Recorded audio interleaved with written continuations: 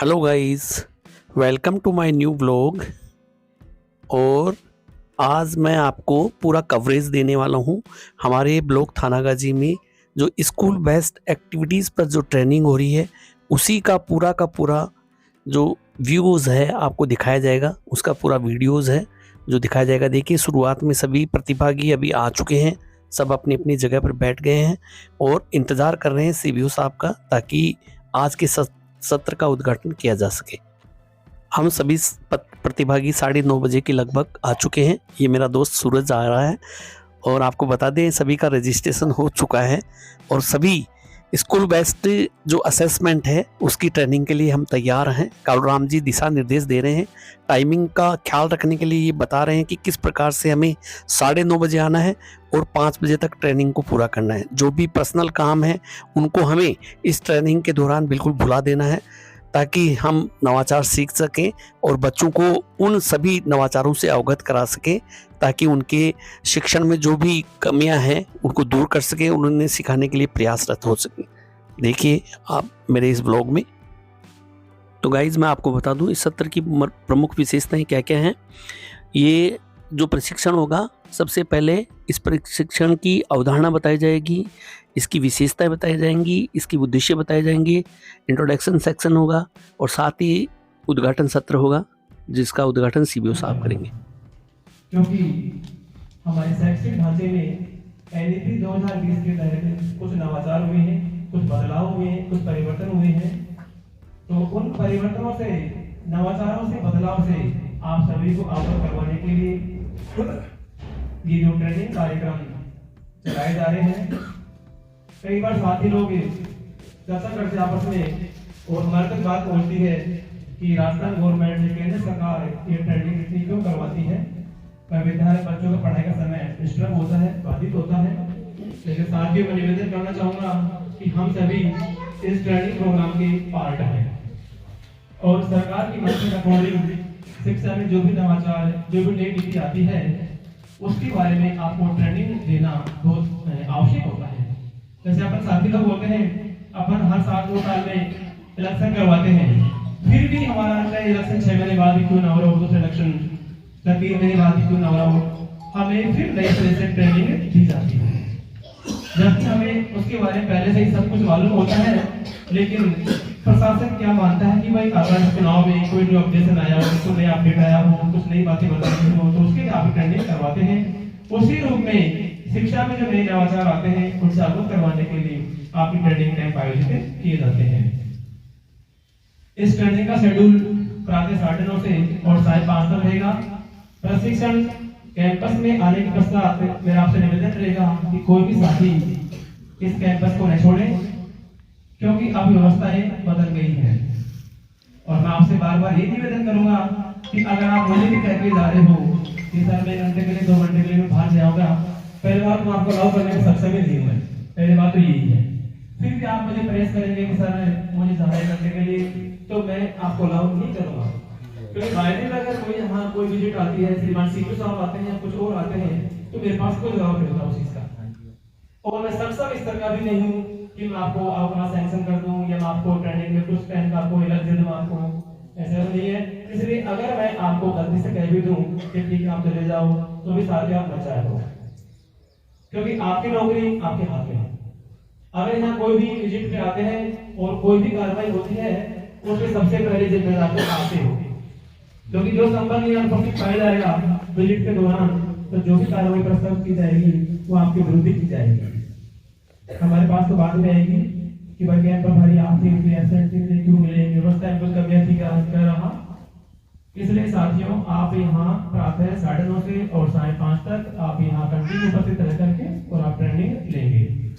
और ये नहीं अपने यहाँ फिजिकली बैठे हुए हैं लेकिन अपना ध्यान कहीं डाइवर्ट है या अपन कहीं बाहर इधर घूम रहे हैं। अपन जब विद्यालय से आए हैं तो अपन पूरे समय जो बच्चे आरपी है वहाँ ट्रेंड होके आए हैं, आप इनके द्वारा जितना हो सके आप लाभान्वित होने का प्रयास करना। और ये मैं लगातार देखते आ रहा हूँ कि हमारे जो आरपी है निर्धारित शेड्यूल के अलावा भी कुछ ऐसी उपयोगी बातें बताते हैं आप लोगों को कि जो आपके सेवा। बड़ा खेद का विषय है कि 120 संपर्क हमने आज आमंत्रित किए थे, लेकिन अभी मैं रिपोर्ट ली मैंने गुरदीप जी से, राजश्याम जी से, तो लग रहा है शायद 85 पे के समथिंग संभाग या पहुंचे हैं। रिमाइंडर मैंने ग्रुप में कर भी दिया। मैंने सारे ग्रुप केसेस को मैंने जो साथी यहाँ हैं उनके विरुद्ध जो कार्रवाई है वो अनिवार्य है। और मैं आपसे निवेदन करूंगा कि प्रशिक्षण की व्यवस्थाओं को ध्यान में रखते हुए जो एब्सेंट संभागी है आप उनके खिलाफ अपने हिसाब से अपने लेवल पे जो भी आपकी कार्रवाई है आप निष्पादित करें, ताकि हमारा जो कैंप है वो निर्बाध रूप से चलता रहे। श्री कालूराम जी और साथी के आदमी वरिष्ठ गुरु जी श्री रामकिशन जी और सभी विद्वान शिक्षकों एवं शिक्षिकाओं, आज तृतीय चरण के प्रथम दिवस में आप सभी का बहुत बहुत हार्दिक स्वागत है। ये जो प्रशिक्षण है SPA का है, दरअसल मायने में देखा जाए तो हमारे लिए बहुत ही महत्वपूर्ण प्रशिक्षण है। इस प्रशिक्षण में SPA जो विद्यालय आधारित आकलन से जुड़ी हुई जितनी भी गतिविधियां हैं वो सब हम इन 5 दिनों के अंदर शेयर करेंगे और हमारे शिक्षण कार्य में जो आने वाली समस्याएं हैं उनको भी एक दूसरे के सामने शेयर करेंगे और उनका निराकरण भी हम खोजेंगे। अभी हमारे बीच में जो स्थानीय विद्यालय के प्रिंसिपल साहब, इनका भी बहुत बहुत स्वागत है, बहुत बहुत आभार। साथियों, सर्वप्रथम तो मैं आपसे निवेदन ही करूंगा कि बार बार अपने अधिकारियों को आपको आदेशित किया जाता है कि ऐसा करें ऐसा करें, तो ये कहीं कहीं एक प्रश्न चिन्ह सा लग जाता है हमारे ऊपर। तो अपन स्वयं एक शिक्षक है और शिक्षक तो वैसे ही अपने आप में दूसरे को ज्ञान देने वाला है, और जब शिक्षक को कोई ऐसे डांटे ऐसे कहे तो मैं समझता हूँ कि हमारे लिए ये ठीक नहीं है।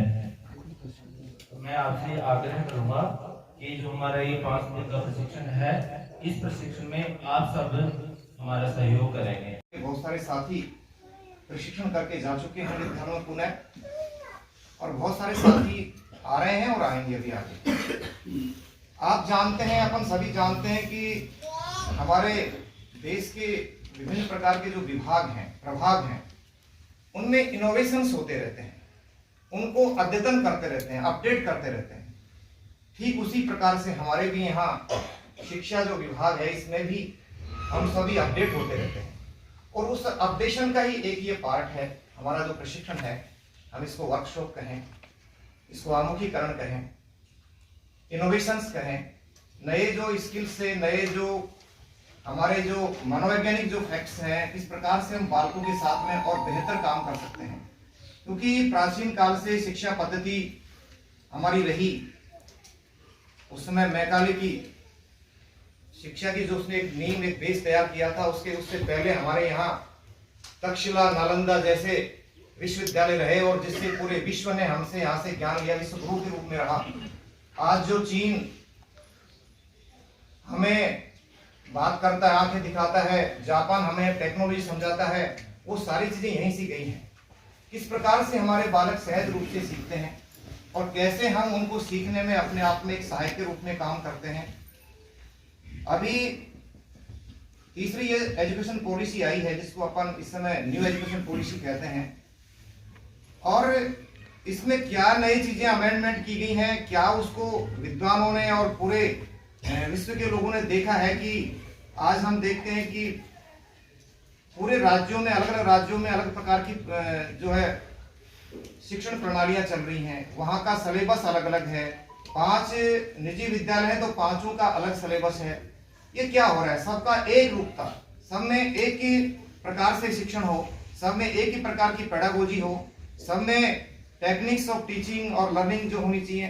तो उन सब के बारे में विस्तृत रूप से अपन जो चर्चाएं यहाँ करेंगे, आपस में इंटरेक्शन होगा। और विशेष रूप से अब जो शिक्षा प्रणाली रही है वो डॉग बार्किंग नहीं रही है, अब 2 वे ट्रैफिक है, 1 वे ट्रैफिक नहीं है, चाइल्ड सेंटर्ड एजुकेशन है।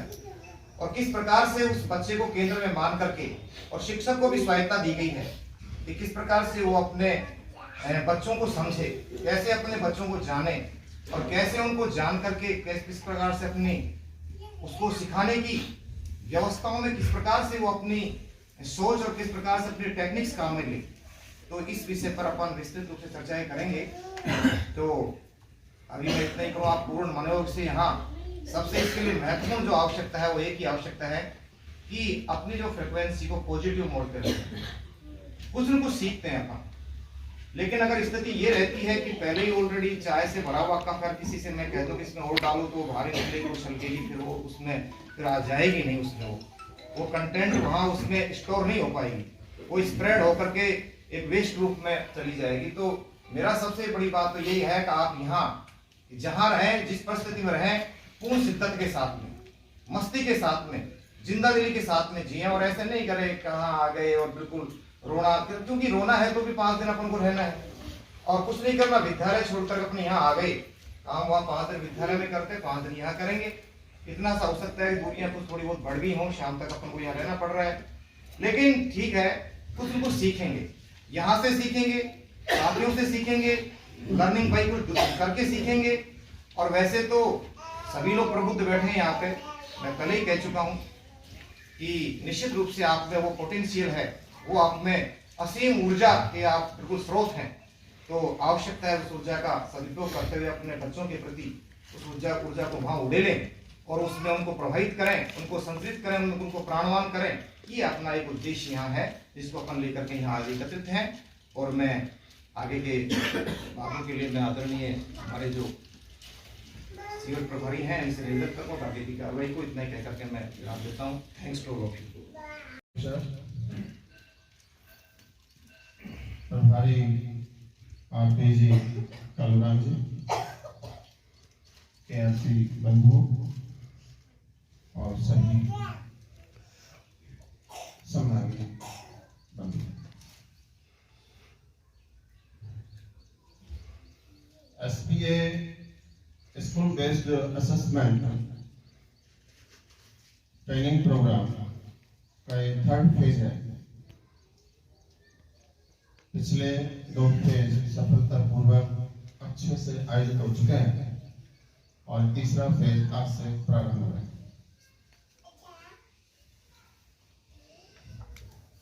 मैं आशा करता हूं कि जिस प्रकार से पिछले दोनों फेज अच्छे से संपन्न हुए हैं उसी तरह से ये फेज भी संपन्न हुए। मैं अपने विद्यालय के बारे में बताऊं। महात्मा गांधी विद्यालय अंग्रेजी माध्यम, अभी ये 1 से 9 संचालित है और 1 से 9 के अतिरिक्त एलकेजी, यूकेजी और नर्सरी बाल वाटिका के नाम से वो भी इसी में समावित है। और पूरा की पूरा नर्सरी से लेकर के क्लास 9 तक इंग्लिश मीडियम है। यहाँ बाल वाटिका की जो क्लासें हैं वो अलग से और अपना जो एक सामान्य प्रोसीजर है उससे वो अलग हटके ही चलती है। बाकी 1 से 9 की जो क्लासें हैं वो अब तक अपने जो आपके यहाँ हिंदी मीडियम की या अपने जो अब तक क्लासें देखी है ठीक उसी तरह से है, लेकिन मीडियम इंग्लिश है। मेरे यहाँ पर सारा स्टाफ इंग्लिश मीडियम से इंटरव्यू के द्वारा आया हुआ है। सारा स्टाफ यूथ है, एनर्जेटिक है और पढ़ाने में श्रेष्ठ है। स्टाफ को मैंने भी बहुत देखे हैं, लेकिन स्टाफ को अपने आप में अलग है और एनर्जेटिक है। इंग्लिश मीडियम को महात्मा गांधी को जिस तरह का स्टाफ चाहिए मेरे को लगता है मेरे पास यहाँ है। हाँ, मैं इंग्लिश मीडियम से नहीं हूँ। क्वालिफिकेशन कहेंगे कि अपर लेवल में जाके इंग्लिश मीडियम है, लेकिन मैं इंटरव्यू से नहीं हूँ। मैं एक नॉर्मल प्रक्रिया से यहाँ वैकेंट प्लेस के लेके आया, लेकिन ठीक है, मेरा उनके साथ में अच्छा एडजस्टमेंट है और हम अच्छे से चल पाए।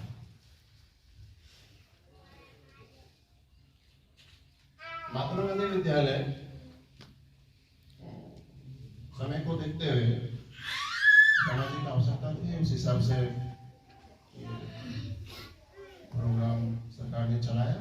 अच्छे से चले। मैं आपको SPA ट्रेनिंग के बारे में थोड़ा सा कहूँ। हम सभी नॉलेज से सरोवर हैं, नॉलेज की कहीं कोई कमी नहीं है, लेकिन हमें बच्चों को पढ़ाना होता है। बच्चे हमारे सामने होते हैं, उन बच्चों की आवश्यकताओं को हमें जानना चाहिए, जानना होता है, उन्हें क्या हमें देना है। उसके लिए ट्रेनिंग प्रोग्राम आयोजित किए जाते हैं। तो इस ट्रेनिंग के अंतर्गत हम अपना इवैल्यूएशन करें, बच्चों का करें और वहाँ के एनवायरनमेंट का करें, और इतना करने के बाद जो अपने पास में करिकुलम सिलेबस है उसको आयोजित करें। सभी को ट्रेनिंग की आवश्यकता होती है, तो इस ट्रेनिंग का लाभ उठाएं। करनी पड़ेगी यहाँ पे कम से कम 5 दिन के लिए। अब मैं हमारे शिक्षा विभाग के मुखिया, हम सबके मार्गदर्शक श्रीमान सीएम साहब से निवेदन करूँगा। परिवर्तन एकाएक नवीन परिवर्तन जो आते हैं, बीच बीच में शिक्षा पद्धति नहीं बदली, परंतु बस्ते का बोझ उसको उठाने के लिए हमारे करिकुलम में जोड़ा गया था 2005 में। उसके ठीक बाद RTI 2009 में, और ये NEP 2020 इसकी आवश्यकता क्यों पड़ी। और प्रशिक्षण आप लेते ही रहते हैं, पहले भी लेते रहते होंगे आप, प्लस की कार्यशाला आई थी जब SIQE लगी थी, state initiative for quality education, जो हुई थी उसमें अध्यापकों को बहुत सी बार ये प्रशिक्षण क्लस्टर कार्यशालाएं आपको दी गई थी उस समय, और उसी को समावेशित किया गया है इसमें NEP 2020 के अंदर। उसको भी लिया गया, ऐसा नहीं उसको नहीं जोड़ा गया, परंतु इसकी आवश्यकता क्यों पड़ी। NEP 2020 है क्या।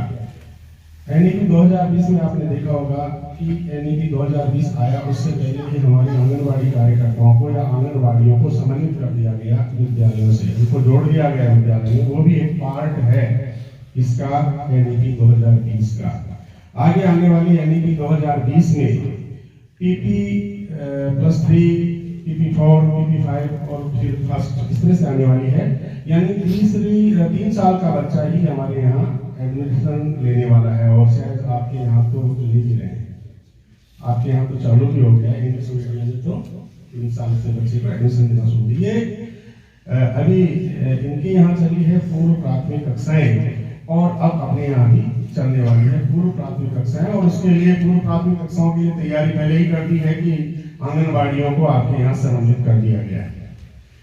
अब तक आंगनबाड़ी समन्वित की गई थी, उसके पीछे एक ही लॉजिक था कि बच्चा स्कूल की चारदीवारी में रहते हुए उसमें रम जाए और नई स्कूल में जाने से वो कतराए नहीं, और वहीं पर उसको आगे की शिक्षा मिले। तो 5 साल होने के बाद 10 क्लास में 6ठी में उसी स्कूल में वो बच्चा जुड़ जाता है, हमें कहीं नई प्रेस के लिए देखना नहीं पड़ता है। अब आगे आने वाली जो शिक्षा पद्धति है उसमें ये 3 साल का बच्चा तो जुड़ेगा, परंतु उसके साथ में एक चीज और जुड़ी गई है, वो है कि बच्चे को स्कूल में जाने के बाद ऐसा नहीं लगे वो कि घर से स्कूल आया है तो वहां कोई बदलाव है। वहां हमें डायरेक्ट उसको शिक्षण पद्धतियों में बदलाव करते हुए मातृभाषा में शिक्षा देनी है, ये इसका मूल उद्देश्य है इसमें। और मातृभाषा में शिक्षा देने का मतलब यह है कि शिक्षक तो वही है आप और हमें उस बच्चे की भाषा में वहां उसको शिक्षा उपलब्ध करवानी है, जो घर से जो आ रहा है, घर से और स्कूल का जो अटैचमेंट है उसको वो वहां पर सहन कर सके और उसमें नयापन नहीं महसूस हो, वो जुड़े, स्कूल से जुड़े। इसके साथ में ही उसको खेल में सिखाना भी है। पहले वाला जो डंडे वाली जो स्थिति थी, धमकाने वाली जो स्थिति थी, बस्ते का बोझ वाली जो स्थिति थी, इसको NEP 2020 में शायद पूर्णतः प्रतिबंधित किया गया है कि बच्चे को डांट फटकार से नहीं, बच्चे को प्रेम से, स्कूल में आने के बाद बच्चे को वातावरण घर का सा मिले और स्कूल में आने के बाद बच्चा वहाँ घुल मिल जाए अपने शिक्षकों में। इसलिए बच्चे का अब NEP 2020 में टेंशन वाली शिक्षा नहीं देनी है, बच्चे को समझ वाली शिक्षा देनी है, बच्चे को रटने वाली पद्धति नहीं सिखानी है, बच्चे में समझ और सीखने की प्रवृत्ति आ जाए, ये सिखाना है। और ये समझ और सीखने की प्रवृत्ति जो बच्चे में आएगी वो किस प्रकार से आएगी, इसी के लिए आपको यहाँ पर ये जो है इसकी जरूरत पड़ी है, SBA की जरूरत पड़ी है, स्कूल बेस्ड असेसमेंट की जरूरत पड़ी है कि आगामी दिनों में नवीन शिक्षा पद्धति के आधार पर आप किस प्रकार से अपने बच्चों को स्कूल से जोड़े रखेंगे और कैसे उस बच्चे को जब तक वो पूरी तरह से कामयाब नहीं हो जाए तब तक वो आपका विद्यालय नहीं छोड़े, आपके विद्यालय से जुड़ा रहे। पहले वाली जो शिक्षा पद्धति थी और वर्तमान शिक्षा पद्धति में एक अंतर ये भी है कि पहले हम शिक्षा पद्धति में मूल्यांकन लिया करते थे, आगे साल जुलाई आ गई, 1 महीना हो गया, अब तो प्रथम टेस्ट ले लो, 2 महीने बाद द्वितीय टेस्ट ले लो, तृतीय टेस्ट ले लो, उसके बाद अर्धवार्षिक इस तरह की योजना। पहले टाइम बाउंड प्रोग्राम था कि ऐसा करना है और फिर अंक याद आ गए तो पास, नहीं तो फेल, बच्चे को टेंशन ही टेंशन। अब वाली जो शिक्षा पद्धति है उसमें आकलन चलेगा और बच्चे का सर्वांगीण विकास चलेगा। आकलन का मतलब बच्चा जैसे घर से सीख करके आया है और घर से उस बच्चे में क्या क्या एक्टिविटी है, जन्मजात उसमें जो गुण है, आनुवंशिक जो गुण है, उसमें आनुवंशिक गीत गाने का गुण है या आनुवंशिक कोई कला उसमें है, उस आनुवंशिक गुणों को देखते हुए और वर्तमान की जो शिक्षा पद्धति है उसको देना है। यानी बच्चा देखो, आपने कई बार देखा होगा छोटे छोटे बच्चे कई गीत गाने में बहुत होशियार होते हैं, कई डांस घर से सीख करके आते हैं, जैसे इसको किसी ने सिखाया ही नहीं। तो ऐसी एक्टिविटी को सतत अपन आकलन करने की रहेंगे और बच्चे के आकलन के हिसाब से फिर उसमें जो एक्टिविटियां हैं उनको भी हम जोड़ेंगे कि बच्चे में कौन कौन सी खूबियां हैं। ये उनका एक सतत आकलन के रूप में चलता रहेगा। बच्चा घर से सीख करके आ रहा है और घर से सीखा हुआ आपके विद्यालय में आने के बाद में उसको घर से सीखे हुए को आपके विद्यालय में किस गति से वो सीखता है। हमारा मानना ये है या मनोवैज्ञानिकों का मानना है, शिक्षाविदों का मानना है कि बच्चे जन्म से सब समान होते हैं। जन्म से जब बच्चा जो जन्म लेता है उसके बाद में उसको जितना समय लगता है बोलने में, उतने समय में बोलना सीखता है। उसके उतने ही समय में वो चाय का गिलास, पानी का गिलास, 1 गिलास 2 गिलास में अंतर करना भी सीख जाता है, जबकि उसको किसी ने पढ़ाया नहीं। उसको जब आप किताब के लिए कहते हैं तो किताब उठा करके ही लाएगा। अब वहां तक तो सारे बच्चे एक जैसे हैं, परंतु अपने स्कूल में आते ही कोई होशियार हो जाता है, कोई कमजोर हो जाता है, कोई इस तरह के शब्द भी अपन बोलते हैं कई बार, ये तो बिल्कुल गधा है, इसको कुछ नहीं आता है, ये नहीं बोलना चाहिए मेरा कहने का मतलब, क्योंकि बच्चे वहां तक सही थे, वहां तक उनमें क्वालिटी थी। तो स्कूल में आती अंतर कैसे हो गया? इसमें 2 चीज है, वातावरण। घर का वातावरण अगर बहुत शानदार है, माँ पढ़ी लिखी है, बाप पढ़ा लिखा है, तो बच्चा वहां से जरूर कुछ स्पेशल लेके आएगा। घर का वातावरण में अगर माँ बाप दोनों अनपढ़ है तो इतना तो वो जरूर सीख के आएगा कि उसके घर में क्या क्या है, उसके फसल कौन सी कहाँ पर उगती है, उसका उसको नॉलेज है, जो बिना सिखाए उसको आ जाएगा। जो शहर में रहने वाला बच्चा नहीं जानता वो चीजें वो जरूर जान जाएंगे वहां वाले बच्चे।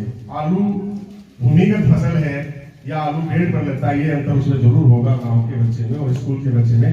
ये अंतर को समझ ही पाएगा आराम से गाँव का बच्चा, और शहर वाला बच्चा नहीं समझे आलू कहाँ लगता है। ये स्थितियां बच्चे वहां से सीखते हैं, उनको हमें आगे बढ़ाना है। बढ़ाना है का मतलब ये है कि अब बच्चा में ये क्वालिटी आई, उसके बाद में हम उसको सिखाएंगे, तो सिखाने की जो स्थिति है वो सतत होगी। बच्चा वही कमजोर होगा जो आपकी स्कूल में आने के बाद एब्सेंट रहेगा। आपके बच्चों के बीच में आपने जो पढ़ाया उसको वो नहीं कर पाया, वही कमजोर रहना चाहिए। अन्यथा बच्चे वो कमजोर रहते हैं जो मेंटल होते हैं। नहीं, सीखने की गति बच्चों में, IQ सब में वहां तक समान है। बुद्धिमत्ता चलो हो सकती है किसी में बहुत ज्यादा होगी, बहुत जल्दी सीख जाता होगा, परंतु वो जो समान है वहां तक। उसके बाद वातावरण पर निर्भर करता है कि बच्चे को कैसा वातावरण मिला है। अब कुछ बच्चे कमजोर हो जाते हैं, उनके माँ बाप घुमंतु होते हैं, बच्चे को कहीं ले गए, जहाँ कमाते वहां ले गए, फिर 2 महीने बाद आपके पास स्कूल में जुड़ गया, क्योंकि हम उसको ड्रॉप आउट नहीं कर सकते। तो ऐसी परिस्थिति में बच्चा कमजोर हो सकता है, ये मानते हैं कि उस समय उसको कमजोर है, उस समय उसको उठाने की जरूरत है। और इन सब चीजों को देखते हुए कोरोना काल में आप सबने देखा होगा कि कोरोना काल में RPSMB क्यों आया था? उसके पीछे भी एक ही लॉजिक था RKSMBK क्यों आया।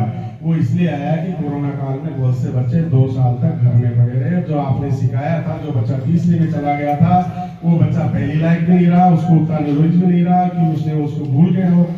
5वां था उसका स्तर, 20वीं तक का आ गया। इसलिए RKSMBK जो ये किताबें जो आपको दी हमने, वर्कबुक दी, वो वर्कबुक उनके पाठ्यक्रम में शामिल नहीं है। वो वर्कबुक जो आपको पढ़ानी थी वो 1 या 2 कालांश में पढ़ानी थी।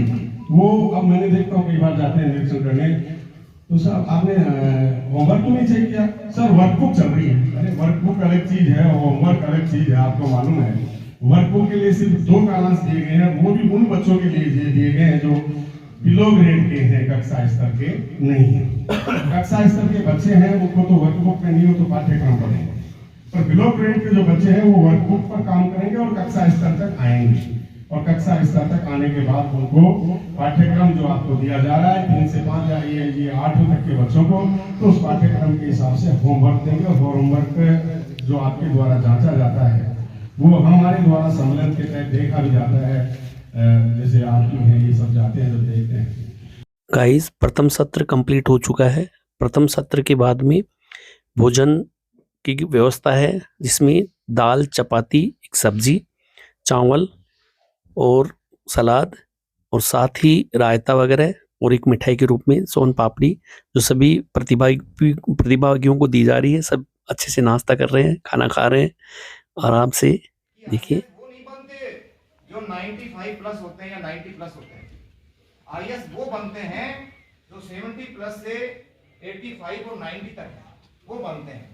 क्योंकि रट करके नंबर तो बहुत सारे अधिक प्राप्त कर सकते हैं, लेकिन उसमें मौलिकता नहीं आएगी। तत्काल परिस्थितियों के अनुसार वो अपने आप को चेंज नहीं कर सकता, उसमें विटीनेस नहीं आएगी, उसमें सेंस ऑफ ह्यूमर नहीं आएगा, तो उसमें प्रेजेंस ऑफ माइंड नहीं आती है उस बच्चे में, तो वो नहीं कर पाते हैं। तो अपन देखते हैं जिन बच्चों में सारे गुण और अवगुण सारे होते हैं, वो खुद अपने जीवन में किए होते हैं। एक IAS बता देता है कि यहाँ ये चोरी हुई है तो कैसे और क्या हुआ, क्योंकि वो सारे काम पहले खुद भी वो उसमें रहे हुए हैं, वो सारे काम उन्होंने किए हैं। और एक जरा घर पे रहा है बिल्कुल एकदम पप्पू बन करके सारा काम करता रहा है, पढ़ने के रहा है, उसको पता ही नहीं है। और डॉक्टर है तो उसको पता ही नहीं कि आगे दुनिया में हो क्या रहा है। तो सारे फील्ड में उसको एक्टिव होना चाहिए। इसलिए अपन कहते भी, अपनी एक सोच भी है, अवधारणा भी है कि जो बच्चे जितने अधिक शरारती होते हैं, जितने अधिक वो मुखर होते हैं, जितने अधिक वो क्वेश्चन पुटअप करते हैं, वो बच्चा उतना ही सृजनशील होता है, उतना ही निर्माण होता है। और कुछ बच्चे ऐसे होते हैं जो काफी रट लेते हैं। अपन कहते भी हैं कि भाई हम केवल पूछते हैं बच्चों से, काउंसलिंग करते हैं तो कि सर मैं क्या सब्जेक्ट लूं, मेरे 95 आए, तो पहले उसमें समझ जाते हैं कि इसका मतलब रटने में तो माहिर है ये। तो मैंने कहा रटने में माहिर है तो भाई बायो ले ले, साइंस ले ले। और यदि तेरे को अपना सृजनशील बनाना है, अपने आप को तार्किक लॉजिकल आपको आर्गुमेंट्स बढ़ाने हैं, तो आप मैथ ले लीजिए। तो ये उसके अपने अपने अलग जो पैरामीटर्स हैं। तो बात ये कि हम बच्चों को आनंददायक शिक्षण कैसे करवाएं, तो उसके लिए हमें ये सोचना पड़ेगा बच्चा बिना किसी दबाव के, बिना किसी तनाव के खेल खेल में सीखे। उसके लिए बहुत सारी चीजें हैं। अभी जैसे सर बता रहे थे कि भाई शहर के बच्चे को पता ही नहीं आलू कहाँ लगते हैं, ये मुझे भी फिर उस समय याद आ रहा था। मुझे भी अपनी घटना याद आ रही थी कि जब मैं अलवर के मालाखेड़ा गेट स्कूल में त्रिपोलिया के पास में जब पढ़ा रहा था वहाँ पे मैं, तो उसमें क्या हुआ कि एक बच्चे से मेरा ये टॉपिक था कि फसलों के बारे में था, और फसल और कितनी फसल होती है और किस प्रकार से। अब उस शहर के बच्चे से मैंने पूछा, भाई देखो आप लोग ये जो अपन को ऊर्जा किससे मिलती है, तो सब अपन खाना खाते हैं, चपातियाँ खाते हैं, सब्जी खाते हैं, फल खाते हैं, इनसे ऊर्जा मिलती है। अब वो चपाती का नाम लेते हैं, हाँ ठीक है यहीं से इसको पकड़ते हैं। वो चपाती किसकी बनती है, सब आटे की बनती है। फिर वो आटा किसका बनता है, सब ये अनाज का बनता है। वो अनाज कहाँ है, सब दुकान से आता है। दुकान पे कहा था, सब बड़ी दुकान से आता है। और तो बड़ी दुकान पे कहा था, वो निकाल ही नहीं रहा है, मैं निकलाना चाह रहा हूँ उससे मेरी बात है, वो बात आई नहीं रही निकल करके। अरे बड़ी दुकान से, साहब बड़ी दुकान तो कहीं इस दुकान से आता होगा। अब मैं ये पूछना चाह रहा था कि ये खेत में पौधे होते हैं और वहां से ये बन के अनाज आ रहा है, और वो बच्चा बता ही नहीं पाया इसको। फिर आखिर में हमें उस चीज को फिर दूसरे बच्चों से मालूम करना पड़ा, किसी ने वो निकल करके बात आई। तो वो चीज वो जानते ही नहीं है, वो हमारे परिवेश से ही परिचित नहीं है, उनको पता ही नहीं है हमारे क्या किस प्रकार से फार्मिंग कैसे होती है, क्या खेती होती है, खेती में क्या प्रक्रियाएं होती हैं उसकी, कैसे फसलें उगती हैं, कैसे उगाई जाती हैं, कैसे उनको अपन प्राप्त करते हैं। तो इस प्रकार से बात यह है कि बच्चे को मौलिक जो उसको ऐसा ज्ञान दिया जाए ताकि वो स्थायी रहे, वो उसमें उसकी समझ पक्की बने, और जब समझ पक्की बन जाएगी तो सीधी सी बात है, उसका जो डर है वो खत्म होगा, उस पर दबाव वो खत्म होगा। उसमें क्या स्थापित होगा, तो उन्होंने कहा नहीं अब कल सुनाएंगे, तो देखो फिर ऐसे अपने, तो फिर बड़ी मुश्किल से उनको समझने की बात गई। फिर उन्होंने दूसरे दिन आए, बच्चों को कहानियां सुनाई, बच्चों देखो आज अपने खेल खेलेंगे, बच्चों को फील्ड में ले आए, बच्चे शोरगुल करते हुए निकल के आए, यार क्या कर रहे हो आप, साहब आप रहने दो। अब वहां ला रहे हैं खेल, देखो भाई खो खो का खेल होगा, एक टीम इधर होगी एक टीम इधर, एक टीम जीत गई, अब जीत गई टीम हार गई, जीतने वाले हारने वाले को चिढ़ा रहे हैं, एक बच्चे ने एक का सिर फोड़ दिया।